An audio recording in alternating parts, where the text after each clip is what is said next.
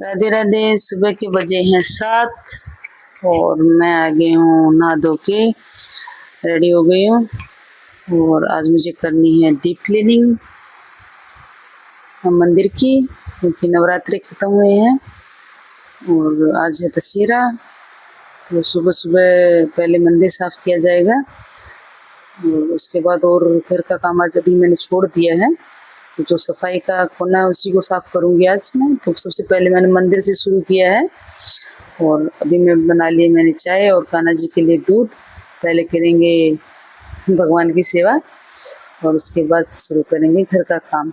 तो ये सुबह सुबह का है, इस टाइम मैं बच्चों को उठा देती हूँ, तो एक वो रूटीन है मेरा, तो मैं उसी तरह काम करती हूँ।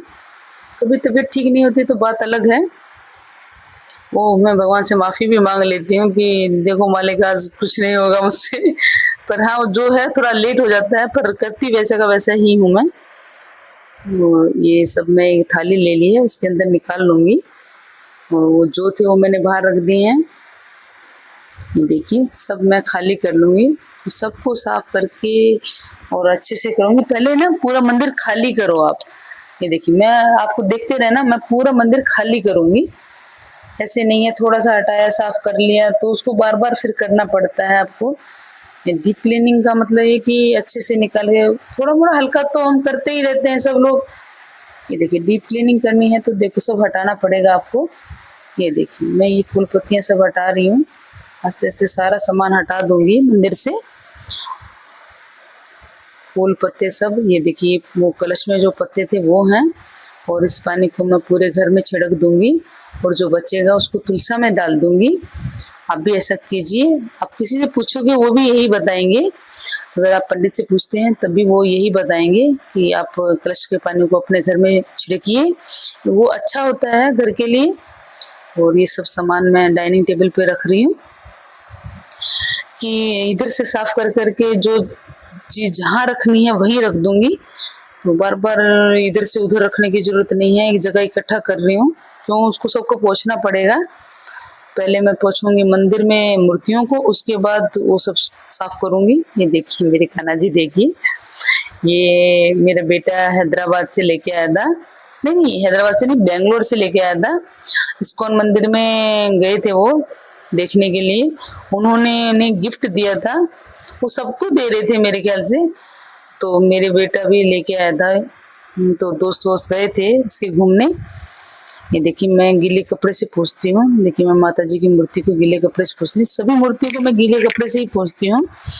मैंने यहाँ एक टब रख रखा है, उसमें धो धो के बार बार कपड़े को और फिर पोंछ पोंछ के सबको साफ करूँगी। ये देखिए मैं इधर चारपाई पे सबको रख दूंगी साफ कर करके। देखो कान्हा जी वो लिटा रखे हैं, सब इधर ही रख दूंगी, पूरी मूर्तियां साफ कर करके। क्यों पहले आप मंदिर को खाली नहीं करेंगे तो उसकी सफाई अच्छे से नहीं हो पाती है। हर चीज को एक साइड में रखिए, ऊपर नीचे रखोगे तो टूटने का डर हो जाता है, तो इसलिए मैं साइड में ये एक चारपाई है उसमें रखती हूँ सारा सामान। ये है मेरे हनुमान जी, बोलो जय सिया राम देखो कभी कभार थोड़ा थोड़ा हंस लेना चाहिए, आपकी स्माइल आप चेहरे की गुम नहीं होनी चाहिए। काम करो चाहे कुछ भी करो आप। तो ये मेरे हनुमान जी, और हमेशा खुश रहिए। कोई भी काम करते हैं सबसे पहले तो आप खुश रहिए, उसके बाद को काम को स्टार्ट कीजिए। और मन में एक उमंग होनी चाहिए कि हाँ मैं आज ये काम कर रही हूँ, तो मन खुश हो जाता है। देखो साफ सुथरा हो जाएगा तब आप भी कहोगे हाँ अच्छा लग रहा है अब। ये देखिए ये धूप है, उसमें मैंने कपूर रख रखा है, इसमें मैंने धूप है। ये तो डब्बा ऐसे कैसे आता है, इनको आप यूज कर सकते हो, फेंकने की जरूरत नहीं है। मंदिर का सामान डालिए या ऐसा कोई भी जो एक्स्ट्रा चीजें पड़ी रहती हैं इधर उधर, उनको डाल के इन डब्बों में रख सकते हैं। ये देखिए ये है मेरी जोत बत्तियाँ जो मैं घी में भिगो के रखती हूँ, और जब ये टिफिन खाली हो जाता है तो मैं इसको साफ करके फिर भिगोती हूँ। मैं कभी भी घी का ही डब्बा जैसे भी खाली हो गया, दोबारा बत्तियां डाल ली, घी डाल दिया, तो थोड़ी थोड़ी स्मेल हो जाती है कई बार। तो कभी भी खाली होता तो डब्बा 2 ही मिनट लगती हैं, डब्बे को साफ कीजिए और दोबारा उसके अंदर डाल दीजिए। किसी भी सूखे कपड़े से पोंछ के 2 ही मिनट का काम होता है, साफ हो जाता है। देखिए मेरे मंदिर की हालत देखिए आप अब कहेंगे बहुत गंदा मंदिर है। क्या करती है तू, हमें ज्ञान दे रही है, खुद की हालात देख रही है। ये सब मैंने उठा दिया है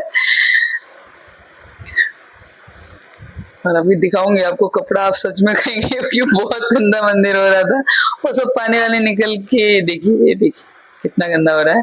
और अभी तो और भी सफाई करूंगी, पूरा काला काला उतरेगा, जोत का जो ऊपर धुआं गया हुआ है सब मैं स्पंज से रगड़ कर ऐसे साफ करती हूँ। दीवारें भी साफ करूंगी। ये देखिए ये सब एरिया साफ हो गया है। देखिए 4-5 बार मैंने कपड़ा लगाया है इसको धो धो कर। ये देखिए बिल्कुल अच्छे से साफ हो गया है। इसमें मैंने स्पंज भी लगाया था, वो मेरे ख्याल से कहीं कट हो गया है। देख देख स्पंज से रगड़ा मैंने पहले उसको दीवार को। ये दिखा रही हूँ मैं आपको। और ये देख गीले कपड़े से पूरा पोंछ दिया है 2-3 बार। और कितना काला काला उतरता है दिखाती हूँ आपको। ये देखिए ये हो गया ना, पूरा काला कपड़ा हो गया और मंदिर हो गया बिल्कुल साफ। सारी दीवारें मैंने साफ कर दी हैं, जितना हो सकता है उतना मैंने साफ कर दिया है। और ये कपड़ा पिछले साल मैंने सिलाई किया था, आधा मीटर कपड़ा लाके, घोटा लाके, ये सब लगा के लेस वेस सब मैंने घर पे ही बनाया था। मुझे देखो छोटा छोटा काम करना अच्छा लगता है। पैसों से तो कुछ भी खरीद लोगे आप। मैंने कान्हा जी के लिए भी बहुत कुछ बना रखा है अपने हाथ से। मिल तो बाजार में भी जाता है, पर जो आप खुद बनाते हैं तो उसकी खुशी कुछ अलग ही होती है। किस किस का मानना है प्लीज कमेंट करना। देखो मैं मंदिर को जचाने लगी हूँ, पूरा सब कुछ सेट कर दूंगी। ये श्याम बाबा है मेरे, कान्हा जी को बिठा दिया है, मोर पंख दे रही हूँ। और अगर मेरा व्लॉग अच्छा लगता है आपको तो प्लीज़ लाइक सब्सक्राइब कीजिए मेरे चैनल को और कमेंट्स कीजिए। अगर कोई गलती होती है तो अब अगर मुझे बताएंगे नहीं तो मुझे समझ में नहीं आएगा कि मैं क्या गलतियां कर रही हूँ। ये देखिए बर्तन देखिए कितने अच्छे से साफ हुए हैं। मैं इसके लिए भी बाहर से कोई पाउडर नहीं लेके आती हूँ, ये सब मैं घर में ही की चीज़ों से ही बना के एक डब्बे में रख लेती हूँ। दिखाऊंगी आपको किसी दिन साफ करके। देखिए मेरा मंदिर।